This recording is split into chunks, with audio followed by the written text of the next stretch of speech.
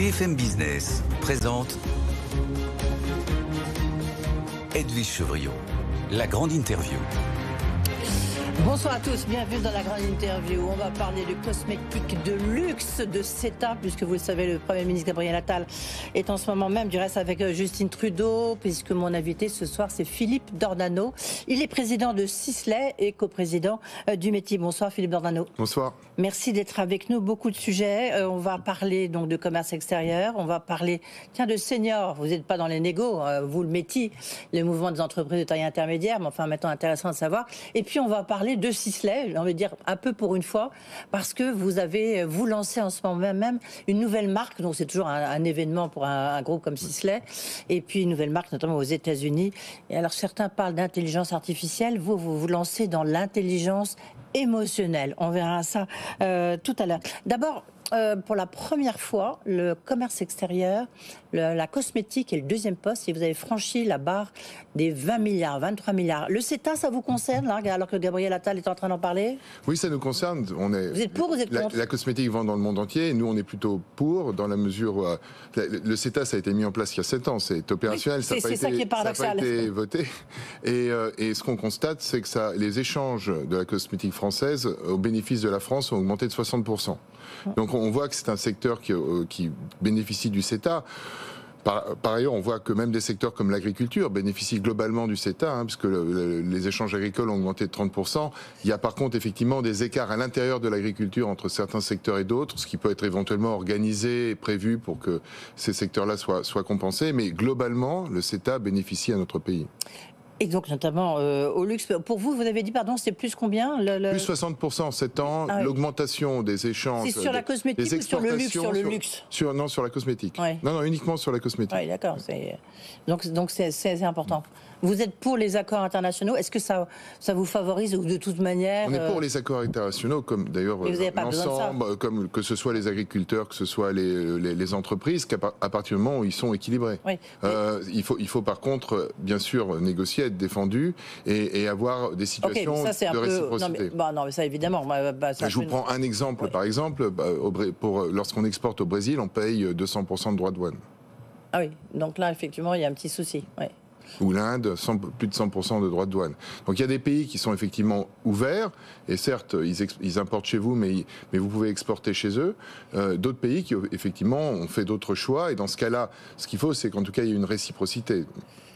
C'est pour ça qu'à la limite, le Mercosur, vous y seriez, vous, à titre personnel, et puis pour la profession de la cosmétique, plutôt favorable. Parce que favorable si les négociations prévoient qu'un échange équitable ait lieu, en tout cas pour notre secteur. Droit de douane. Après, bien sûr, la cosmétique n'est pas le seul secteur, mais il faut que ce soit un ensemble. Est-ce qu'on peut dire quand même que lorsqu'on voit les chiffres incroyables de la cosmétique et du luxe français, est-ce qu'on peut dire que pour vous, vous ne connaissez pas la crise? Vous, là, un peu, on voit bien que c'est difficile, notamment en France, on en dira un mot.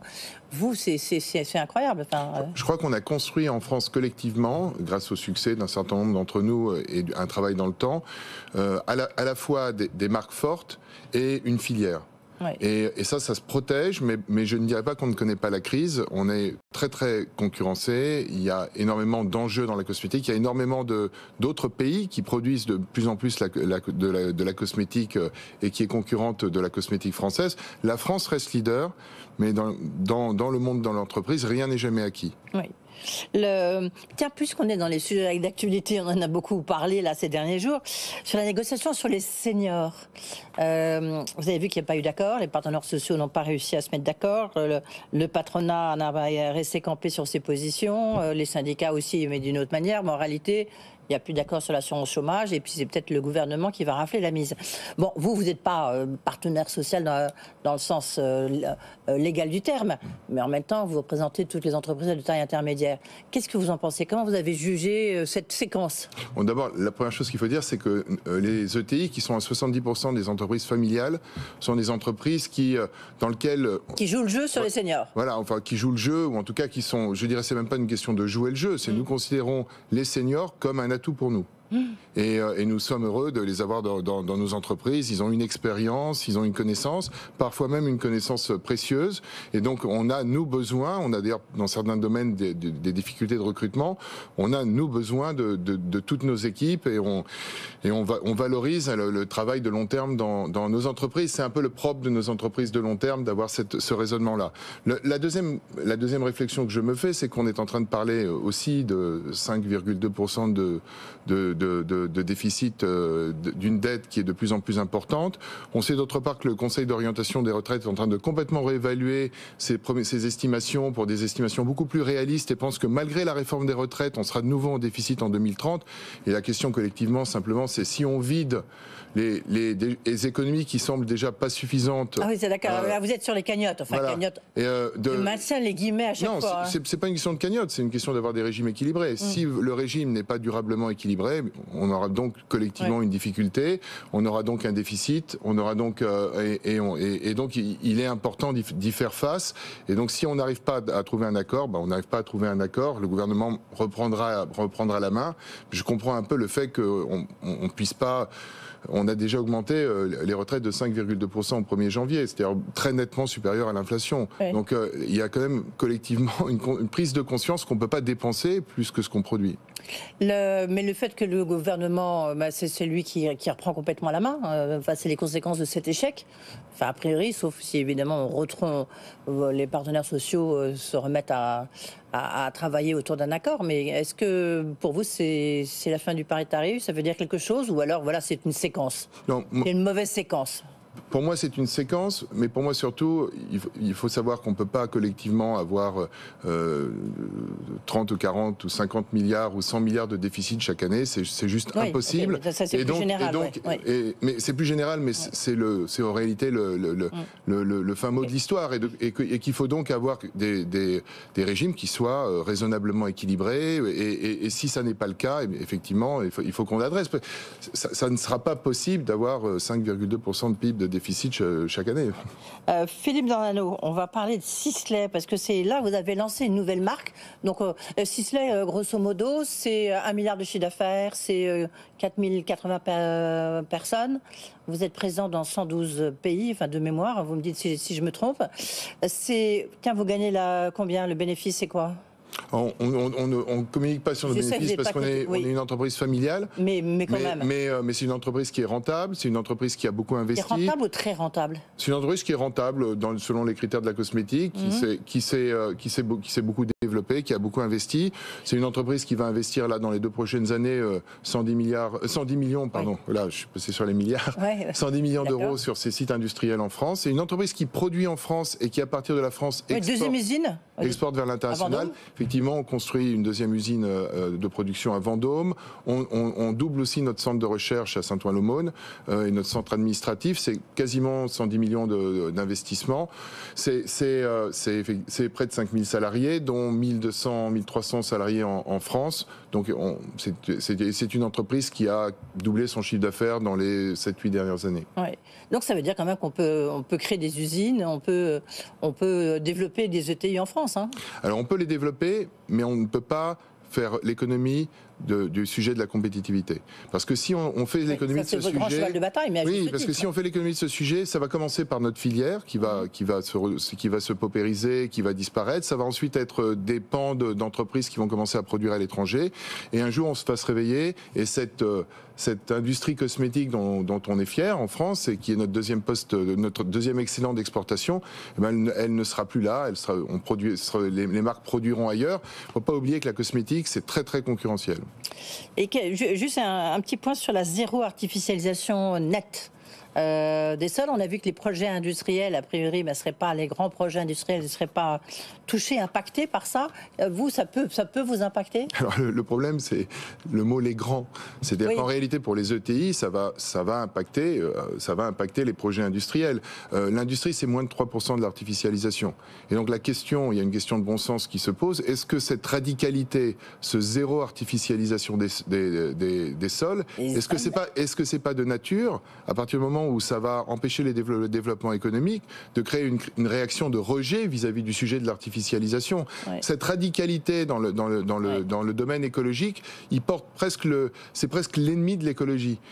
Il faut que des projets d'activité puissent se développer. D'ailleurs, les collectivités locales sont les premières à le dire. Ouais. Et il faut avoir raisonnablement la possibilité de créer des emplois, de créer de l'activité dans notre pays, qui, je le rappelle, est un des pays les moins artificialisés en Europe. Oui, c'est toujours ce côté excessif. Alors, lancement d'une nouvelle marque, pourquoi c'est un moment important pour vous? Alors, je disais en introduction, en faisant un petit clin d'œil, certains font de l'intelligence artificielle, vous faites de l'intelligence émotionnelle, puisque votre nouvelle marque, elle s'appelle Neurae. C'est un lancement qui représente combien pour Sisley? Alors, qui représente 11 ans d'innovation, de travail sur cette marque, parce qu'au début, il n'y a pas de chiffre d'affaires, hein, vous lancez une nouvelle marque. Non, mais d'investissement, j'entendais, parce que et en investissement, je ne peux pas vous donner un chiffre précis, mais c'est 11 ans de travail, c'est une réflexion, et nous sommes une marque qui est familiale, personnelle. Ma famille travaille dans les cosmétiques depuis à peu près 90 ans maintenant, on a créé plusieurs marques en France, si c'est comme vous l'avez dit, Orlan et puis ensuite Sisley. On a créé aussi une marque dans le groupe Sisley qui est Rituel, qui est une marque capillaire qui a maintenant 5 ans et qui s'est vraiment formidablement développée, parce qu'on est dans les 112 pays avec beaucoup de succès. On a reçu plus de 300 prix dans la presse internationale et la marque est en très forte croissance. On vit de l'innovation, on vit de la création. On a une liberté de créer dans cette catégorie qu'est la cosmétique et le capillaire. Et on cherche aussi, quand on crée une nouvelle marque, des champs de recherche qui sont des champs puissants. Et c'est le cas des neurosciences. Alors là, c'est quelque chose, oui, on peut se demander qu'est-ce que viennent faire les neurosciences, ou alors c'est que du marketing par rapport à cette nouvelle marque que vous lancez. C'est l'idée, en fait, que nos émotions impacte notre visage et notamment la manière dont est reçue une crème. C'est d'abord l'étude sur le lien entre le cerveau, le système cerveau et l'ensemble des organes. Ça, c'est une première chose. Et la deuxième point de progrès, c'est des outils de mesure. En fait, pour optimiser, il faut mesurer. Et en fait, on parle d'une crème, c'est ça qui est étonnant. Depuis 20 ans, l'IRM, les différents outils de mesure qui vous permettent de mapper dans votre cerveau l'activité dans votre cerveau de vos émotions, mais aussi la compréhension du lien peau-cerveau qui se fait en partie par une connexion électrique, mais en partie par une connexion chimique, c'est-à-dire des neuromédiateurs. Ces neuromédiateurs qui sont produits à la fois dans le cerveau et dans la peau vous permettent de mieux comprendre comment la peau fonctionne et de regarder si ces neuromédiateurs ont un impact sur votre peau. Ça, c'est très intéressant et on voit qu'un certain nombre de neuromédiateurs, non seulement ils agissent sur vos émotions, mais ils ont un impact sur l'état de santé de votre peau. Donc ça veut dire que là, par exemple, si je vais chez vous, vous allez mettre des sortes d'électrodes sur la tête et puis vous allez pouvoir voir comment ma peau réagit. Ça veut dire surtout que on le sait tous, si je suis effrayé, je vais avoir de la chair de poule. Si je suis stressé, je vais peut-être avoir une irritation. Ou je vais peut-être être... Ça, on l'a tous vécu, mais on ne pouvait pas l'expliquer. On le savait de manière empirique, mais on n'avait pas d'outils qui permettaient de l'expliquer, de le mesurer. Et c'est ces outils qui permettent du coup d'adresser des produits qui sont des produits efficaces pour la peau et qui luttent contre les irritations de la peau, contre les rides, qui permettent une meilleure fermeté de la peau, en agissant sur ces neuromédiateurs qui sont produits par la peau comme par le cerveau et qui ont une action sur votre peau. C'est étonnant, vous avez fait appel à des médecins, à des quoi? On a fait appel à des médecins, on suit beaucoup les recherches médicales sur la manière dont la peau fonctionne, on a travaillé aussi sur des nouveaux types de tests qui permettent de mesurer les actifs qui vont agir sur un neuromédiateur au niveau cutané. C'est un travail qui est vraiment important. Et d'autre part, pour les parfums, on peut aussi maintenant, grâce à l'IRM, mesurer les actions que les parfums ont sur votre cerveau, et c'est absolument passionnant. Ah oui, ça doit être... Et là, vous lancez ça en ligne, évidemment, aux États-Unis, en France? On lance ça dans 5 pays, dans un certain nombre de points de vente sélectionnés. On va être au Sephora Champs-Élysées très, très prochainement. On le vend également en ligne. On va ouvrir une centaine de points de vente en France en septembre. On le lance aux États-Unis dans des grandes chaînes américaines. On le lance dans des parfumeries plus traditionnelles en Italie. On le lance plutôt en digital en Angleterre. Donc des choix différents de distribution et quelques pays sélectionnés, mais on est assez confiant sur le succès de ce produit. Et comme vous l'avez dit, on est présent avec le groupe Sisley dans plus de 112 pays. Donc, au fur et à mesure, on développera la marque dans tous ces pays. Est-ce que vous êtes conscient quand même, vous le savez, j'imagine, c'est qu'en fait, quand on interroge notamment les banquiers d'affaires, il y en a plein qui vous disent, toutes les grandes marques, elles sont à l'affût, elles regardent Sisley en se disant, quand est-ce qu'on peut les racheter? Vous avez beaucoup de propositions? On est une marque, et je pense que c'est de plus en plus compris, on est une marque de créateurs et d'innovateurs. On est une marque familiale, passionnée par les produits. On a été à de nombreuses reprises l'une des marques qui a modifié l'ensemble du paysage cosmétique grâce à des innovations. On a été la première marque à se spécialiser dans les actifs naturels, c'est-à-dire l'utilisation scientifique des extraits des plantes. Et vous savez, vous pouvez extraire des centaines de milliers d'actifs d'une seule plante. Donc il y a un travail scientifique très important. On a été la première marque à créer un soin solaire. Quand vous allez au soleil, votre peau est beaucoup plus exposée. La première marque a créé un soin global anti-âge en 1999 avec Sisleya. On a à chaque fois été très innovateurs et c'est ça notre passion. Je pense que vous sentez qu'on vit notre entreprise d'une manière forte. Donc c'est pas pour tout de suite. Les banquiers d'affaires, il faudra attendre en tous les cas. On peut dire un mot d'étincelle avec mauvais jeu de mots, si j'ose dire, ETI majuscule, incel, parce que c'est un programme qu'a voulu le président de la République pour promouvoir les ETI. Et là, vous avez annoncé et présenté lundi dernier, donc il y a juste quelques jours, 1128 entreprises que vous avez repérées qui pourraient devenir des ETI. Comment est-ce que vous avez fait? Vous me disiez à juste raison qu'on se base sur la compétitivité du site France, mais aussi, on peut aussi prendre le problème sous un autre angle. Nous, notre but, c'est de recréer un tissu d'entreprises moyennes grandes en France, un Mittelstand, j'osais pas le dire, à l'égal de l'Allemagne ou d'autres pays d'ailleurs, de l'Europe, l'Italie du Nord. Et on peut prendre le sujet de la compétitivité, mais on peut aussi avoir un autre angle d'attaque pour arriver à ce résultat. Et c'était l'idée d'Olivier Grégoire, c'était d'identifier des PME de croissance qui peuvent arriver à la taille de ETI et essayer de les aider, de voir ce qu'on peut faire pour les aider à se développer. Ce qu'on a fait, nous, pour le gouvernement, c'est une recherche et on a donc identifié plus de 1100 PME de croissance qui pourraient arriver à la taille ETI et qui permettraient à la France, petit à petit, de rattraper l'Allemagne quant au nombre d'ETI. Je vous rappelle les chiffres, 6300 ETI en France, 17 000 en Allemagne. Et en Italie, c'est 13 000, quelque chose comme ça. Donc ça veut dire qu'on est très, très, très en retard. Quel secteur, en fait? Parce que là aussi, ça rejoint un problème. C'est que lorsque vous regardez les chiffres du commerce extérieur, c'est que vous avez plus de 96% qui exportent, des entreprises, des PME, mais qui représentent même pas 2% ou 3% du commerce extérieur français. Donc, il faut connaître l'exportation. Le problème de l'exportation, c'est qu'il faut quand même des moyens pour exporter. C'est pour ça qu'on se bat aussi pour la compétitivité.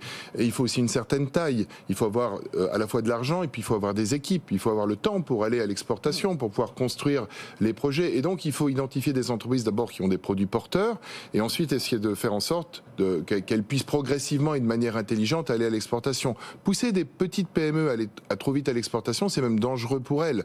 C'est donc plutôt à la taille ETI qu'on arrive à vraiment pleinement exprimer la force de l'exportation. Et je vous rappelle que les ETI, c'est 35% du chiffre de l'exportation française. Donc, notre sujet d'exportation, c'est d'avoir en France le même nombre d'ETI qu'en Allemagne. C'est ça ce qui va permettre à l'exportation de se développer. Oui, et il y a du boulot. Lorsqu'on voit les chiffres, ça peut pas moins de 100 milliards. Merci beaucoup d'avoir été avec nous. Je parlais du déficit du commerce extérieur, bien sûr. Merci Philippe Dornano, le patron de Sisley et coprésident du METI.